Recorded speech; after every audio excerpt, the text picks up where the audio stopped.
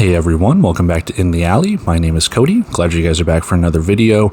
Sunday football. We have football pretty much throughout the day in the Indoor Football League. 3 games back to back to back, all within a 2-hour time frame of each other. So you should pretty much get a good gauge of the first game to the second game to the third game. So let's go check it out. All right, so preview number 1 popping up here, and it is a battle of a long-time arena and indoor stalwarts. Arizona traveling to Green Bay, Wisconsin to take on the Blizzard, and so far both teams, they look pretty good. Let's talk about it. 3:05 p.m. Central Time kickoff on the Indoor Football Network. As always, subscribe. I still think they're doing 30 days free regardless of when you sign up. Otherwise, don't watch it, I guess. Watch this and then the recap, and subscribe to the channel. Shameless plug. But regardless, let's talk about this game. Defending champ on the road for the first time after beating Tucson, and Green Bay at home for the second time after beating Iowa. So both teams 1-0. Someone's going to go 2-0 after this game. We'll see what plays out. Talk about our impact players, Dalton Snead and Max Myler for your quarterback position. And yeah, both guys looked pretty good. I almost said both teams, but both teams did look pretty good too. Dalton Snead looked pretty good, slinging the ball around, running it when he absolutely had to. Max Myler, with his dual threat capabilities, doing exactly what he needed to do in order to keep Green Bay ahead and stop Iowa from, coming back and securing the victory there. For our kind of skill positions, I've got Ron Brown Jr. and Kamani Clark.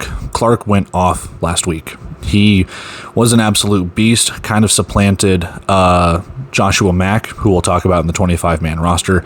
And Ron Brown, I believe for his debut, his Indoor Football League debut, he was pretty good. I think he caught a touchdown pass and maybe ran in another last week, if I'm not mistaken. So not bad overall for him. Look for a better performance, hopefully, for him on the road here, and Clark to continue what he's doing. Defensively, Ethan Castleberry and Kevin Ransom, these guys can take the ball away. Kevin Ransom has an interception. Ethan Castleberry has a pick 6. I think Ransom actually, no, he only has the 1 pick if I'm not mistaken. But regardless, these guys can take the ball away. Ethan Castleberry, I know, has some all-IFL accolades, maybe all-rookie team a couple seasons ago. And Kevin Ransom and Green Bay's secondary, they're always good. That's Green Bay's bread and butter, and we'll just kind of see what goes on here when it comes to the passing game and the running game for both teams, because, yeah, we got some takeaways, and we've got some running, and we've got everything. So they're not mirror image of each other, but they're kind of similar, if I dare say. Let's talk about our injury report, and boy, howdy, you thought Green Bay was in a MASH unit. Arizona's in a MASH unit.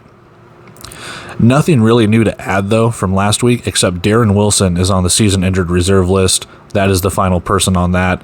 And then I don't know where Green Bay's name went, but it went somewhere. They have nothing to report from what they had a few weeks ago. So with that, let's turn our attention to the betting odds. The betting odds on FanDuel have a -4.5 for the Rattlers, and then an over-under of 84.5, with the money line somewhat juiced to Arizona, -188, and +140 for Green Bay if you're going to take the underdog at home. Speaking of home, we are in Ashwaubenon, Wisconsin, suburb of Green Bay, if I'm not mistaken, at the Resch Center. Again, 3:05 p.m. Central Time kickoff. I know that picture is their old field. Their new one looks amazing. So I'll have to find a new photo and put it in there. Head-to-head is a little lopsided, though. 7-0 in favor of the Rattlers. Their last meeting all the way back in 2021 that I could find, Arizona 41-34. So there's a chance to kind of buck the trend here if you're the Blizzard, or there's a chance to stay undefeated if you were the Rattlers. So let's go take a look at our 25-man roster. Bet, prediction. We move on to preview number 2 after that. All right, 25-man rosters popping up over my face here, and we just get right into it with the away side. Arizona only has 1 change, and we'll talk about that in a sec. Drew Powell, Trip Harrington, and Dalton Snead for quarterbacks. Trip Harrington is a do-it-all kind of Rudy Johnson, David Elder, he's not a quarterback, but like, again, kind of a Swiss Army knife style. He was catching touchdowns, he was running the ball, he was doing everything that he can. So while he's listed as a quarterback, he's all over the place. Snead will most likely be your starter. Only one running back on the roster, Ron Brown. Look for him to hopefully have a very good day if they can get the running game going. And then on the wide receiving core, Jamal Miles, Johannes Tyler, just an amazing catch last week from him. Isaiah Houston with some good grabs as well. And then they have re-signed Corey Reed, with Darren Wilson being on the season injured reserve list. The offensive line stays the same from the last week. Michael Brown, Q Baker, Christopher Straughter, and Cordell Brewster. On the defensive line, again, everything on the defense for Arizona stays the same from last week. Kevin Symes, Rashawn Yates, Isaiah Coe, James Nimwaya on the defensive line. For the linebacker position, Ivea, last name, and then Jalen Campbell. I refuse to pronounce that. I tried it once and it was horrible. On the secondary, Devontae Merriweather, Deontay Overstreet, Rashi Hodge, Isaiah Huff, Omari Alexander, and Ethan Castleberry. Just a deadly defensive secondary, man. And then your kicker is Dawson Evans. So again, only one change to speak of when it comes to that offense. But otherwise, they're just kind of running it back. For Green Bay, Max Myler and TJ Davis. Myler will most likely be your starter. Kaimani Clark is the only running back. So I told you we'd talk about it. Joshua Mack has been released. So there's only one running back on the roster right now. Kaimani Clark is the guy. For the wide receivers, Andre Williams, Zane Lewis, Lowell Patron, Harry Ballard III comes off injured reserve. I don't know if he's going to slot into the game right now or this week, but we'll see. I mean, they need some depth at wide receiver. I look for Harry Ballard to kind of get in there. And again, he has chemistry with Max Myler. We'll see if we can get him going. Offensive line remains the same. Jake Parks, Roderick Williams, Justice Smith has a new number at 69. Nice. And Andrew Carter round out that offensive line. On the defense, Sue Kamara, Rashawn Williams, Tamaje Porter, Allen Henry, and Akeem Smith as the same defensive line they ran with last week, if I'm not mistaken. And then for the linebacker position, Sir Zion Dance gets some help there. Jalen Johnson has been re-signed. He's kind of been cut, re-signed throughout this offseason. So to see him come back, it's really nice. He played for him last year. And then through the secondary, Nigel Canada, Mamadou Mbai, Kevin Ransom, and then new signee Gervin Hall, former Northern Arizona Wrangler, Cale Jackson, Nerian Washington round out your defensive backs. So again, a couple of additions for Green Bay, not too many, maybe just some depth for the most part, but we'll see. We'll see if Jalen Johnson slots in, if Gervin Hall gets a start. Harry Ballard most likely will get in at some point if I'm being honest with you. And then if Justice Smith suits up, I know he was signed last week if I'm not mistaken. So kicker is Andrew Mevis, and that is your 25-man roster for Green Bay. That is your 25-man roster for Arizona. So let's go talk bet, let's go talk prediction, and we will go to preview number 2 after that. All right, bet and prediction time for Arizona and Green Bay. I have -4.5. The spread for Arizona. I liked what I saw with Arizona last week against Tucson. Now, did it get close there in the third quarter against the Sugar Skulls? Yes, but then they were able to pour on 21 unanswered, if I'm not mistaken. Shake that up with the other side, the other game, Iowa and Green Bay, and Green Bay was cruising at one point, and then Iowa started to make a comeback. So maybe it's a tale of attrition, maybe it's a tale of fatigue towards that later part of the game. If Arizona can wear down Green Bay, I'm not saying it's a comeback, but is there another 21 unanswered right there? I think the talent that Arizona has, bringing back Corey Reed, the passing game looked really, really good, all things considered, being Jamal Miles, Isaiah Houston, and Johannes Tyler. New running back, Dalton Snead knows exactly what he's doing, and that defense can take it away. Now, on the other side, Green Bay can take the ball away too. They were able to pick off Iowa a couple of times, if I'm not mistaken, but that's Iowa. I know it's nothing to sneeze at. It was Tucson against Arizona too, and I'm not saying those teams are bad, but we're talking litmus test here. Still don't really know. So again, the first couple of weeks, treat it kind of like a preseason since we don't have one. I still think Arizona has more talent. They're on the road. That could spell doom because Green Bay is normally really good at home. But I think Arizona can just get it done. I do. It's going to be close. It's going to be close. I'm not saying it's going to be a blowout by any means. And they will battle back and forth, seeing as these teams have not played since 2021, to my knowledge. I just think Arizona has a little bit more talent. I think that passing game is going to get going. We'll see how that secondary responds for Green Bay. But like I said earlier, I think these teams are, dare I say, mirror images of each other. They like to throw, they like to run. They're pretty balanced on offense. And then the secondary for both teams, yeah, that's pretty good. My concern is the defensive line against the offensive line. Arizona's defensive line, I think, is just a little bit more talented than the offensive line for Green Bay. And I think if you win the battle in the trenches, I think Arizona can get to the quarterback better than Green Bay can. I think Arizona's offensive line is a little bit better than Green Bay's defensive line. That could create a clean pocket for Dalton Snead, help him get the ball out a little bit quicker. And we know Arizona likes to kind of chunk play their way down the field. They will take deep shots, but both these teams are pretty good at kind of just taking their time to get down the field. So if you don't like the -4.5, dare I say, take the under. I know these teams can score in droves, but they do like to take their time getting down the field. Not 1 second on the play clock, but they do like to take their time to get down the field. They'll score points. They'll kind of toy with you a little bit. It could be a sweat, too, if you want to take the over-under. But I got -4.5. My prediction for this one, 41-35. Arizona takes it. And again, it could be a back-and-forth battle. I think Arizona is just a little bit superior. Maybe they have a 2-touchdown lead. Green Bay tries to close the gap, but it's just not enough. So that's what I have for this one. Let's go check out preview number 2, because we got a doozy in that one. Okay, preview number 2. I'm ready for this one. 5:05 p.m. Central Time kickoff. The Vegas Nighthawks 1-0 going across the country to take on the 1-0 Jacksonville Sharks. Oh, baby, I am ready for this game. There should be fireworks. This might be game of the week. Both teams have a win. Jacksonville coming off a bye week after beating Massachusetts in week 1. Vegas last week securing their comeback victory at San Diego. So another road game for the Nighthawks.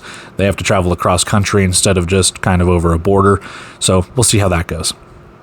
Our impact players, again, quarterback position, Jerome Johnson, Caleb Barker, dual threat to the T for both of these guys, and they showcased it in their games. Now, Caleb Barker didn't have to nearly run as much, but at the same time, he can show the wheels when he needs to. His passing game was pretty good, and I look for it to kind of continue here. Jerome Johnson, again, more of the same, had to lead a nice comeback charge against San Diego. Sorry, hit my desk again. And he was able to secure that win. He was able to go out and pass the ball really, really well, and he took off when he needed to. He didn't look skittish, but it took a little bit for him to actually get the game going for his legs. And once he got that going, he got it going, man. So there was a couple touchdown rushes for him. Kudos. Skill positions, Quentin Randolph, Jimmy Robinson. It's just star power all around in the Indoor Football League. Quentin Randolph with some nice touchdowns, and Jimmy Robinson just doing what Jimmy Robinson does. You know, he had some touchdowns as well. But again, overall, this game should be a nice back and forth battle. Running, passing, the whole gambit. And when you have players like Randolph, Robinson, Johnson, Barker, I mean, I'm looking for a little bit of an offensive explosion when it comes to this. But speaking of defense, let's talk about that, because they have to stop this offensive explosion. Mikel Calhoun and Malik Jones. Malik Jones took the ball away from Massachusetts. Mikel Calhoun, he's got to stop a dual threat quarterback. It's not to say Malik Jones doesn't either, but at the same time, we'll see how the secondary responds to Vegas' passing attack, because they have to slow down both sides. And same thing with Vegas. I mean, you got to slow down Jimmy Robinson. You got to slow down Caleb Barker. And also, hey, you need to look out for Jaden Stoshak and company in the wide receiving room. So that's going to be very, very, very, very paramount to what Vegas wants to accomplish, what Jacksonville wants to accomplish. It might be a who blinks first kind of situation. So we'll leave it up to the defenses there. Injury report for both sides. There is nothing to report on from Vegas last week to Jacksonville 2 weeks ago. I have not seen anything. The transactions page has not really been updated except for one Arizona transaction. So This is what we have. It might come back to bite me in the ass, but there we have it. Just the same injury report. You can take a look, pause it, whatever you need to. Just 3 guys for each side.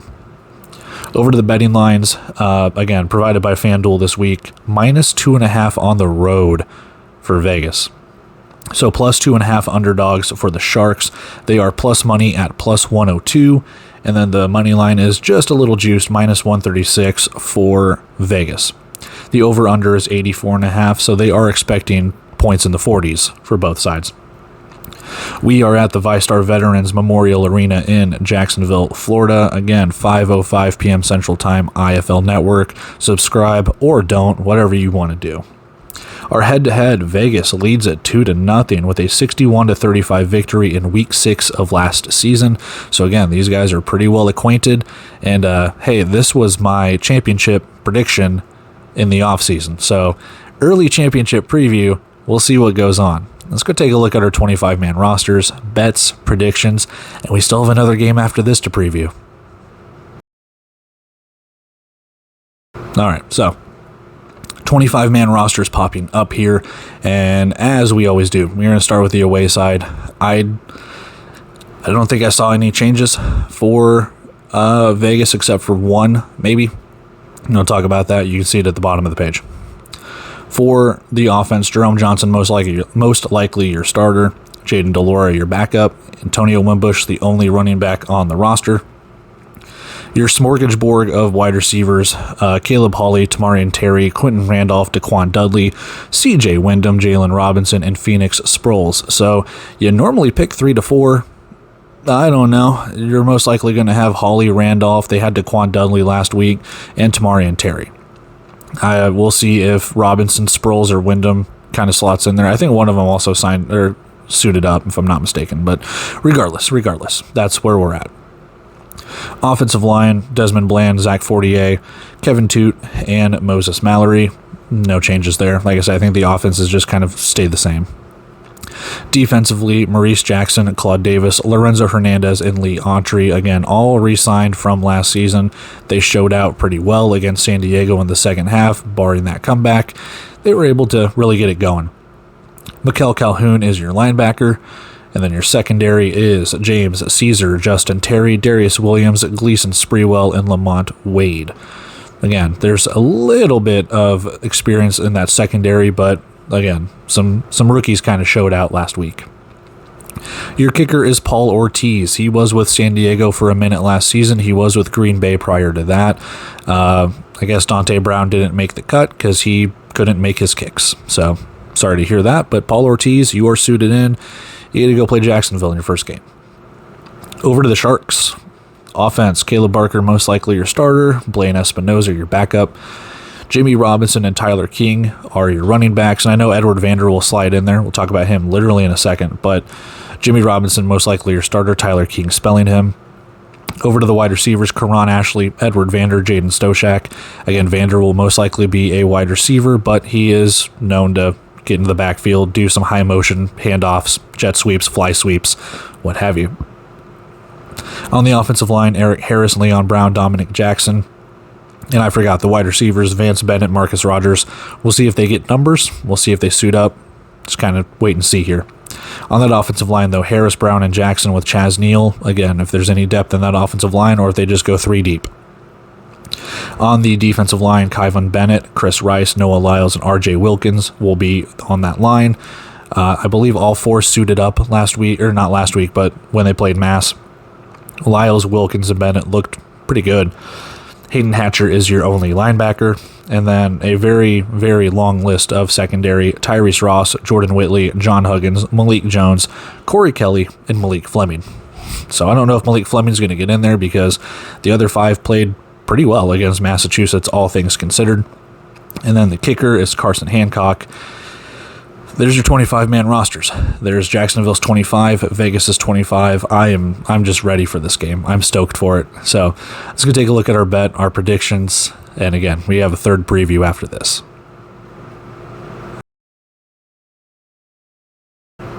All right, prediction time, betting, all of that.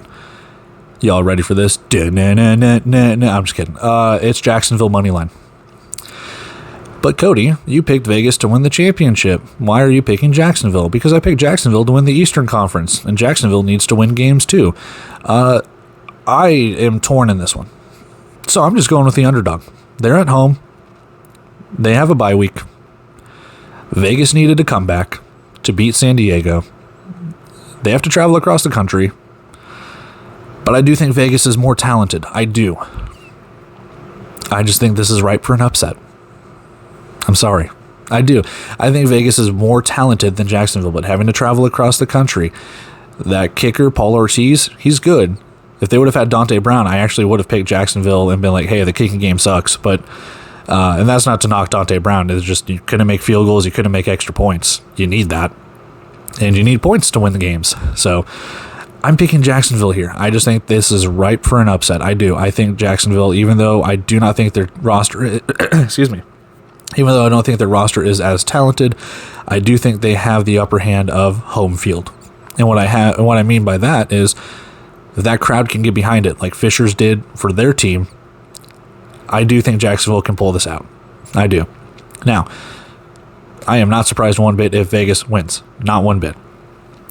I think Vegas has a better wide receiving core against that, kind of rookie-ish defensive secondary. I do think that the defensive line for Vegas can bully around the offensive line for Jacksonville. But Jacksonville in their skill positions, man, if Caleb Barker can get it going, if Edward Vander, Tyler King, and Jimmy Robinson, if that running game can get it going, and dare I say, and I know I say this a little bit, if they can boa constrictor that time, if they can waste time and limit the possessions of Vegas, there is a chance that Jacksonville can get out of here with a victory.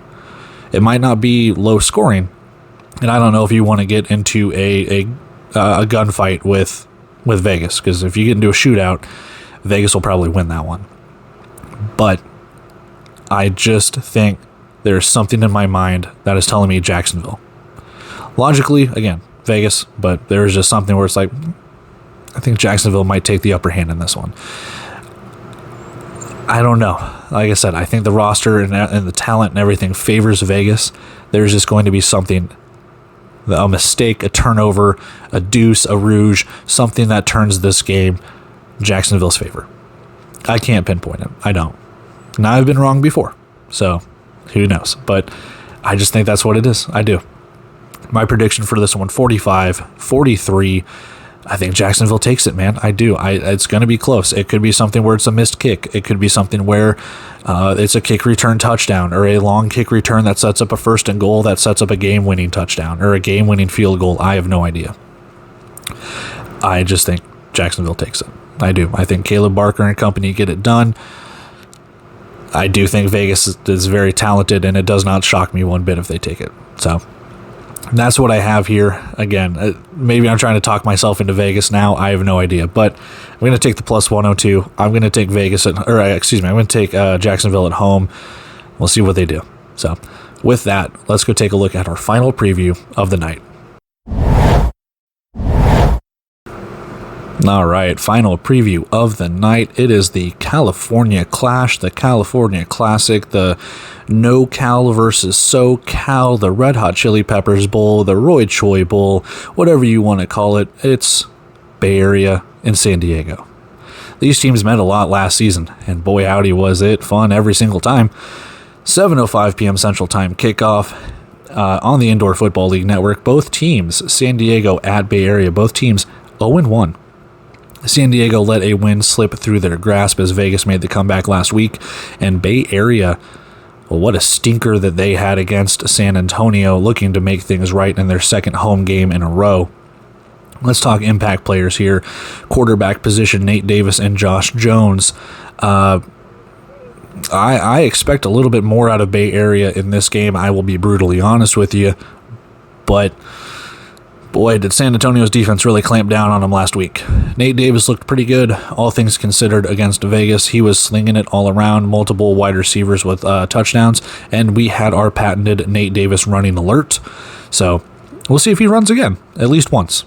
I'm curious to see that. Josh Jones, I don't know, man. That offense looked kind of sluggish. I will talk about it on the 25-man roster, as I always do.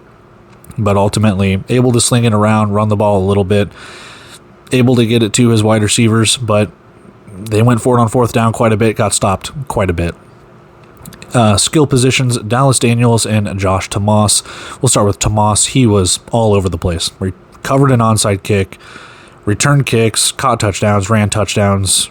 I mean, the only thing I don't think he was doing was handing out water or working the concession stand. I mean, he was all over the place in that game. So I'm looking for maybe a repeat of that, or if they try and get other players in the offense involved, because you need more people to get involved in that offense. For San Diego, I have Dallas Daniels because, well, he kind of showed out a little bit. Being, dare I say, the third, fourth wheel in Massachusetts last season, seeing him kind of shine alongside, Journey Sloan and others. I'm not expecting big things, but if he can build on what he had last week, it looks pretty good. For the impact players on the defensive side of the ball, Atoa Fox and Tyler Watson. Secondary needs to show out because both these teams are going to throw it. Now, they're not both air raid style, whatever, but they will throw it quite a bit. They do run the ball. San Diego ran the ball really well last week, to be honest with you, something I've never seen. But overall, they will pass the ball.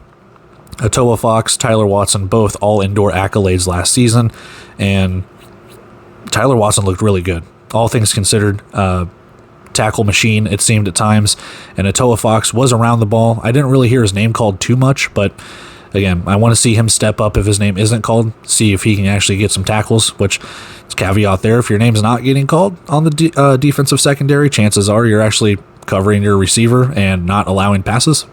On the flip side, maybe you're just not around when the ball is caught and you're not making the tackles. So, give or take. Injury report for both sides. Nothing to report from their previous games. No new additions or subtractions. That's where you have it. You can pause the video and look at it. I'm not going to talk about it unless it's, a new addition. So, there you go.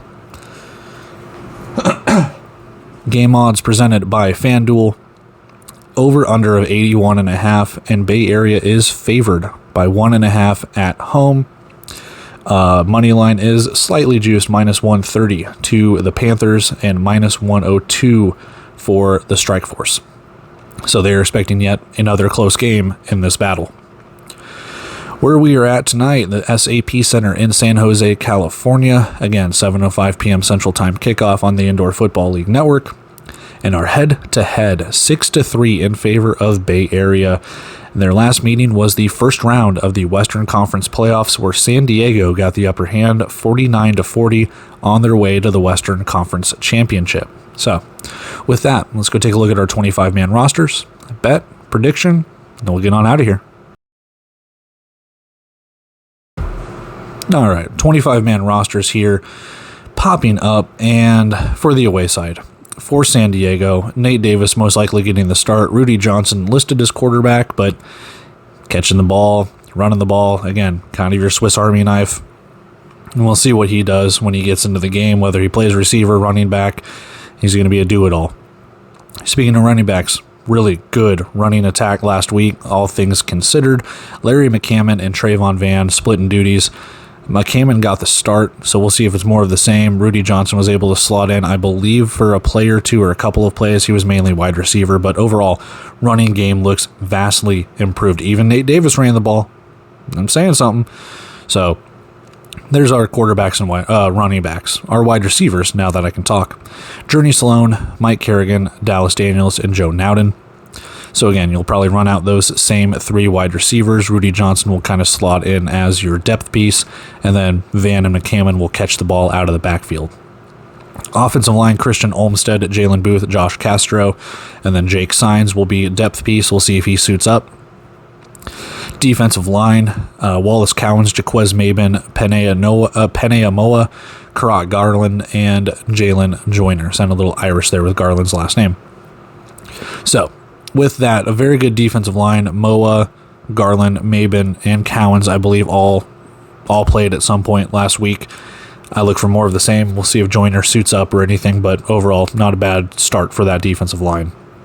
Royce C. and Frederick Tompkins, both suited up, linebacker position. I think Tompkins actually was playing I don't think he played defensive line, but he was around. I think he was on special teams now that I'm thinking about it. Royce C. was your starting linebacker. So we'll see how that goes. For the secondary, Jericho Flowers, Keyshawn Walker, Atoa Fox, Elijah Reed, and then Tycorian Brown. I think you almost need Brown to suit up in this game. You need a little bit of a defensive back depth here. We'll see if he gets into the game or if they just go with 4 deep. Otherwise, that could be something that could come back to bite them. Your kicker is Ernesto Lacayo. And over to Bay Area, Josh Jones and Liam Thompson for your quarterbacks. And again, I say this every time, get a running back, because it's not working. No running back to speak of, but the wide receivers, Josh Tomas, he would line up in the running back position. Tosin Oyakonmi would as well.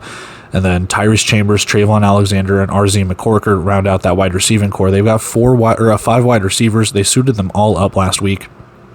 And I don't know, man. I will harp on this till the cows come home. Like, you need a truly dedicated running back, because some of these guys 5'11", 190, 5'11", 190, 6'1". That's not running back power. Like, you can try and beat them with speed, but with the defensive rules, you're not really beating them to the edge unless you're using motion or things like that. So we'll see what goes on here, but yeah, that's a big caveat for me. Offensive line, DJ Stuckey was released, so Christian Coulter, Jamie Navarro started last week, and then we'll see if Delvin Salter, Sidney Walker, slots in there for that other offensive line position. Defensively, Tavon Grant, Jonathan Ross, Morris Joseph, and Jack Daly all played or started for that defensive line. William Martin, we'll see if he's more of a depth piece if he gets in there, or if they just run with the same 4. BJ Tafalele for your linebacker position, and then for the defensive secondary, Trey Meadows, Tyler Watson, Joe Fouché, Frankie West Jr., Tyrese Wright, and then Shamar Moreland. I don't know if Moreland will suit up. Those 5 looked pretty good against San Antonio, even though it was a loss.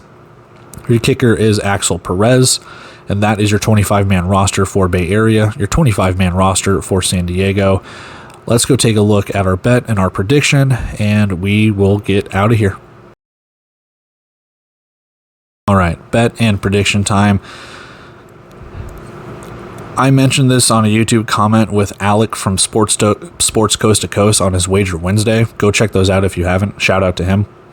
But it has alternated from last season, over, under, over, under, over, under. So I'm taking the under, because that is the next one in this pattern. They went over just with the 81.5. They went over in their previous game, 49-48 in the playoffs. So this one's destined for the under. I don't really have a reason why, other than the pattern looks cool and I'd like to see it extend. I know these teams can put up points. San Diego can put up points, and if the offense for Bay Area can as well, but we're also talking about teams with really good defenses. And again, last season there were some, 53-50 for their first matchup or something along those lines. Like, they can put up points, but then they've also had some 33-30, defensive style. One team scores 30 points, the other scores 33 or something close to that. So I'm taking the under here just because I do not know what Bay Area's offense looks like. I do not know their identity right now. San Diego can score points, yes. Their defense looks good. Bay Area's defense looks good, and I think both those defenses are going to be kind of at the forefront in this game. So for me, I think it just comes down to what can you do if you're Bay Area, what can you do offensively? Because I'm going to go look at the roster really quick again. And for Bay Area, you are breaking in a new offensive lineman. Yeah, they're Delvin Salter or Sidney Walker. They look pretty good, but with that defensive line from San Diego, can you get pressure on Josh Jones? They do not have a truly dedicated running game, and San Antonio exploited that really well, to the point where San Antonio stopped them on 4th down multiple times. On the flip side, though, there's not a lot of depth at the secondary for San Diego unless they, suit up Tycorian Brown. That Bay Area can maybe take advantage of. Now, on the flip side, the offense for San Diego looked pretty good, but the defense for Bay Area also looked really good, all things considered. Yeah, they only held San Antonio to 28 points, and a lot of that was field goals, deuce, rouge. So it's not even necessarily like the defense, that's special teams. So the defense for Bay Area actually looked pretty good. Now they get to go up against an offense that also looked pretty good. That's not to say San Antonio's offense looked bad, but come on now. they were good. They were all right. They got to get things going. But yeah, like I said, we'll see what kind of offensive firepower that San Diego has against that defense. That secondary for Bay Area looks downright nasty, and that defensive line also looked pretty good. So, all things considered, I do think this should be an under game. Like I said, I do think both defenses will show out. Who wins? I don't know. I have to pick one, though, because that's what I tell myself and for your enjoyment and entertainment. So I'm just going to say screw it and pick San Diego for it, 41-39. I don't know who wins this one. Bay Area is at home again, so there is an opportunity for them to be like, hey, we're going to win this one now. I just don't know. That's my thing. This is such a toss-up. This is even more of a toss-up than Vegas and Jacksonville. I'm just picking San Diego for the hell of it, man. I just want to see a really fun game. That's all I really want, man. So I have it that. I'm not surprised. I am not if Bay Area wins it, but I think San Diego just has a little bit more firepower. I think Bay Area is still trying to find themselves. San Diego is picking up right where they left off. They let a win get away from them last week, and if they can kind of clamp down on that, there's no comeback for Bay Area this time, and Bay Area's comeback fell short last week. So maybe it's a little bit more of the same. I have under 81.5, 41-39 for Bay Area. I just think that they get it done in the trenches. I do. I think that their offensive firepower is just a little bit more than that defensive Bay Area. So that's what we have. Let's wrap everything up and get out of here. And that is it for our Sunday Week 3 preview. 3 games, man. I'm excited to just sit on my couch, eat some Cheetos, Doritos. Have you guys ever had Munchies? Side topic. Munchies, it's like Sun Chips, Doritos, pretzels, Cheetos. Like, it's an amazing snack. That's what I'm going to be eating now that I'm thinking about it. I'm going to go get a bag of that, drink a beer, and have fun with that. But yeah, we got 3 games back to back to back. 2-hour windows. You can watch most of each game and then catch the end of it while hopefully you're multi-screening IFL Network. You're multi-screening.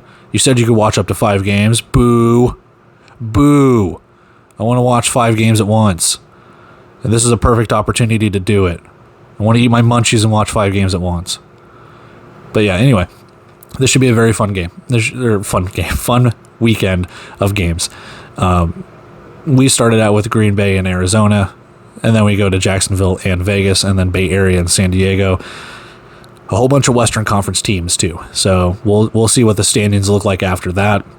We get the recap going at some point, and we just kind of go from there. So I'm going to take off here. I got to hit the store for a certain snack product, and we'll just kind of take it from there. But until then, I love and appreciate every single one of you guys.